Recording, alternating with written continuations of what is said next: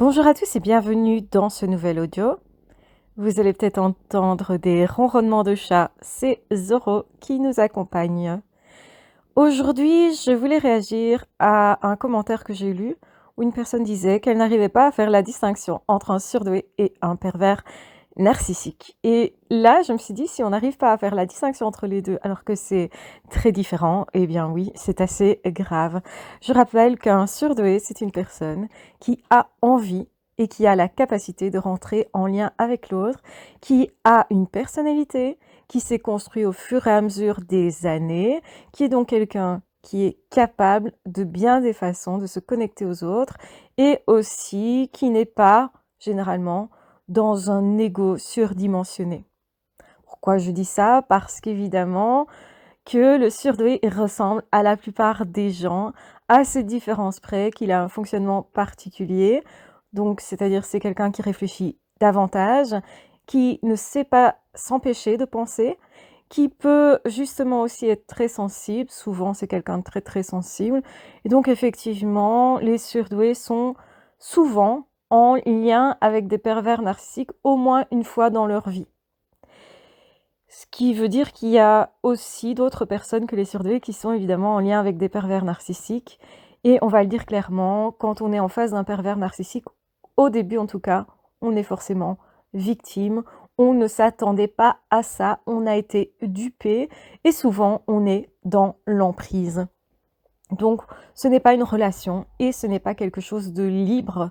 Ce n'est pas quelque chose, en fait, que l'on a choisi et on a été trompé. Donc, quelque part, le pervers narcissique ou la perverse narcissique utilise toujours des stratégies qui sont rodées, qui sont toujours les mêmes.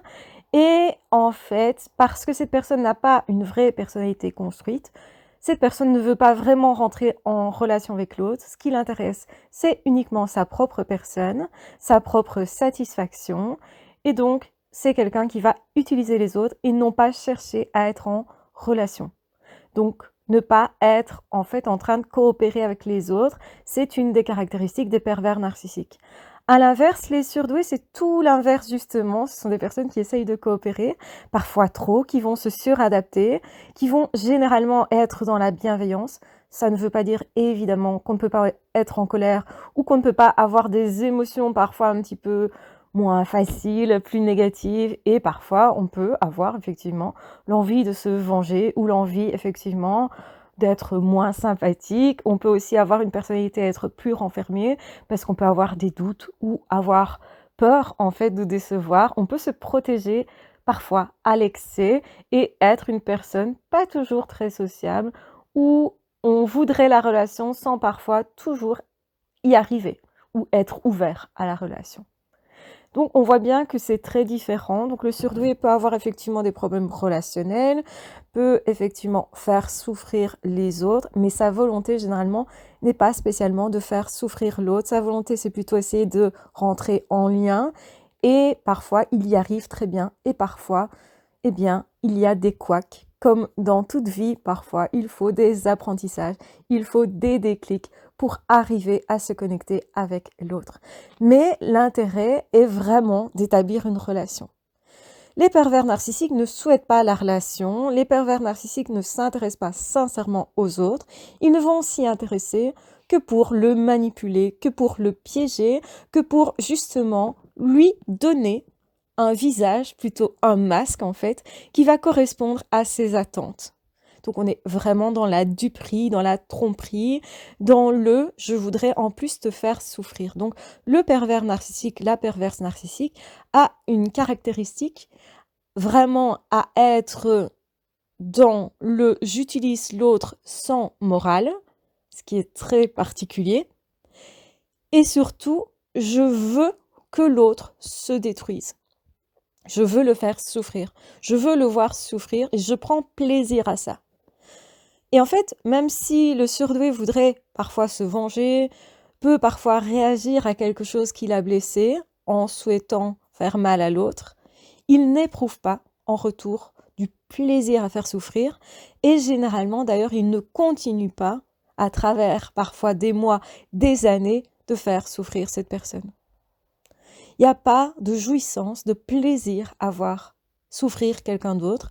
Au contraire, ça va lui faire mal généralement parce que c'est un hypersensible. Les hypersensibles ont cette caractéristique généralement de pouvoir être empathiques et souvent, du coup, ils ne veulent pas voir l'autre souffrir et ils ne veulent pas en réalité qu'il n'y ait pas de lien.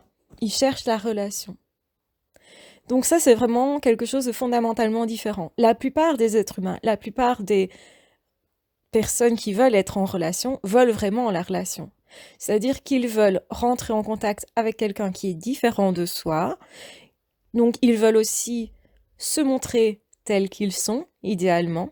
Se faire accepter et aimer pour qui nous sommes, c'est un besoin essentiellement humain. Et certes, si nous sommes humains, c'est parce que nous avons ce besoin de nous connecter les uns aux autres, de partager avec les autres, que nous trouvons chacun bénéfice à être en contact. Bien entendu, il peut y avoir des difficultés relationnelles, mais ça reste une relation. Donc oui, on peut être en désaccord. Oui, parfois, on peut effectivement se disputer, etc. C'est pas toujours agréable. Mais souvent, la plupart du temps, quand on vit une relation, elle est satisfaisante, elle est porteuse, elle est positive, elle nous amène plutôt des bonnes émotions, elle nous aide en tout cas dans la vie. C'est même à ça que servent nos amis, et même des relations plus éloignées peuvent nous aider de temps en temps à nous connecter à d'autres personnes, à avoir des informations, des choses comme ça. Donc nous avons besoin d'être en relation, et la plupart des êtres humains sont des personnes capables de relation et qui souhaitent sincèrement la relation, qui ne porteront qu'un masque que pour se protéger ou pour camoufler une partie de soi avec laquelle on n'est pas forcément à l'aise. Donc, c'est généralement non pas un masque qui est utilisé pour tromper l'autre, pour trahir l'autre, dans l'intention de lui nuire. Et ça, c'est important de le rappeler aussi, que nous pouvons à certains moments avoir des masques, mais ce sont des masques qui sont, on va dire, plutôt pas très éloignés de la réalité ou moins éloignés de ce qui est réel.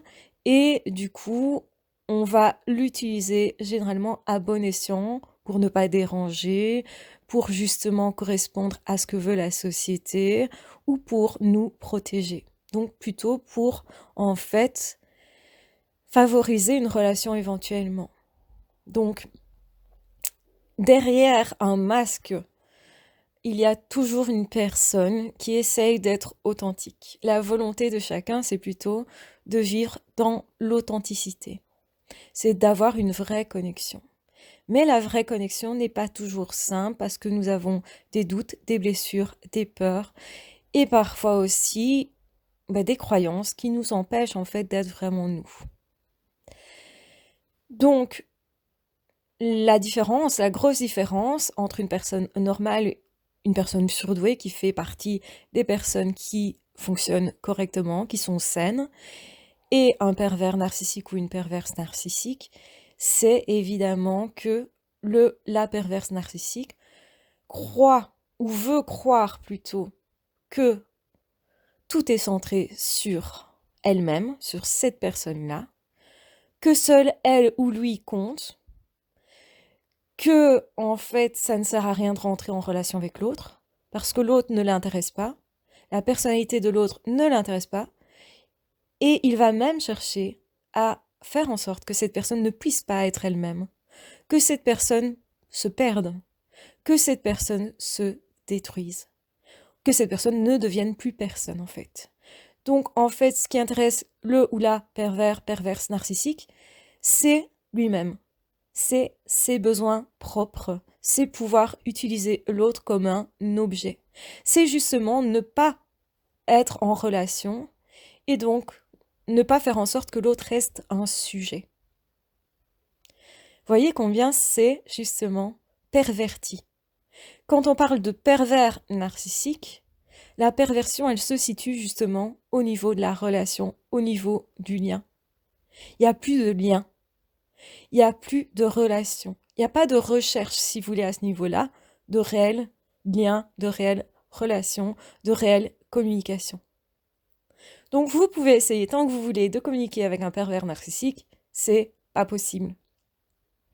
Alors qu'avec une autre personne, vous pourriez très bien vous disputer d'ailleurs avec cette personne, mais il y a communication. La personne vous dit des choses vraies, authentiques. La personne essaye aussi de justement faire en sorte que sa personnalité soit entendue, que ses besoins, ses désirs soient entendus, qu'en fait on soit vraiment deux dans la relation. Et même quand on se dispute, on est deux et on est en relation. Donc là, on peut faire la distinction justement entre une relation qui ne va pas très bien, mais qui reste une relation, justement, et deux personnes qui justement essayent de rentrer en lien, mais qui peut-être n'y arrivent plus par peur, par blocage, par tout ce qu'on veut en fait, par blessure, et un pervers narcissique qui n'est pas vraiment construit à l'intérieur, qui a des problèmes égocentriques, donc très centrés sur soi, narcissique autrement dit, hein, et qui va surtout chercher à détruire l'autre, à faire en sorte que l'autre ne soit pas épanoui. Pourquoi? Parce que le pervers narcissique, la perverse narcissique, ne peut pas s'épanouir elle-même. Et la seule jouissance que cette personne a trouvée, c'est justement faire en sorte que l'autre ne puisse pas profiter de sa vie, de ses forces, de sa vitalité, de sa joie de vivre, de ses relations, en fait, de tout ce qui constitue l'autre et la richesse de l'autre, donc dans une vie humaine. Les surdoués ont cette caractéristique justement d'être éblouis par la vitalité des autres et par chercher justement comment ils peuvent faire pour entrer en relation de façon justement à réactiver cette vitalité.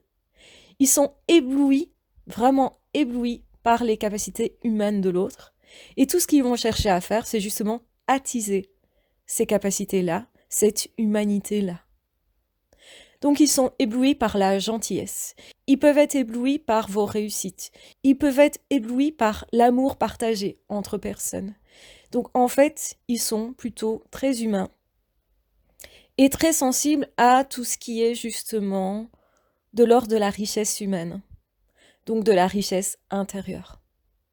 Ce sont plutôt des personnes très intenses, mais au niveau intérieur. Donc c'est-à-dire ça n'est pas forcément affiché à l'extérieur, et on n'est certainement pas dans une duperie. Le surdoué cherche la relation. Le surdoué cherche généralement à valoriser l'autre. Le surdoué cherche généralement à être ébloui par l'autre, par se sentir vibrer par le lien à l'autre. Donc beaucoup de surdoués vont dire la vie n'a pas de sens si je ne suis pas connecté aux autres.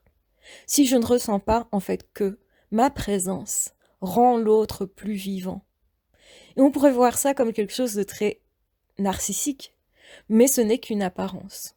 Les surdoués, généralement, ne sont pas dans le narcissisme. Généralement, la plupart arrivent justement à rester humbles et détestent d'ailleurs ce terme de surdoué parce qu'ils ne veulent pas être au-dessus. Ils veulent partager, échanger, coopérer, et donc ça veut dire être au même niveau que l'autre. Le pervers narcissique ne veut qu'une chose, c'est être au-dessus des autres, être survalorisé. Et c'est un fantasme. Il voudrait que personne ne voit ses failles, ses blessures, ses douleurs, ses erreurs, etc. Que tout le monde le voit uniquement comme une personne parfaite. Et les pervers narcissiques vont passer leur temps vraiment à chercher, à renvoyer cette image de perfection. Et ils vont le faire en fonction de ce que les autres attendent d'eux. Donc c'est-à-dire ils vont utiliser les rêves des autres pour les éblouir, mais en leur montrant des choses qu'ils ne sont pas. Le surdoué, il se montre généralement tel qu'il est.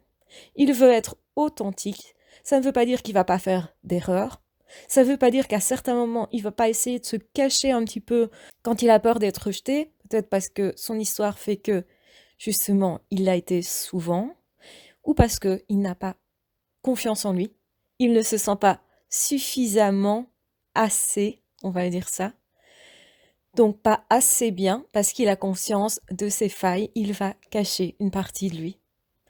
Mais il n'en reste pas moins authentique dans le sens où il souhaite vraiment être en relation.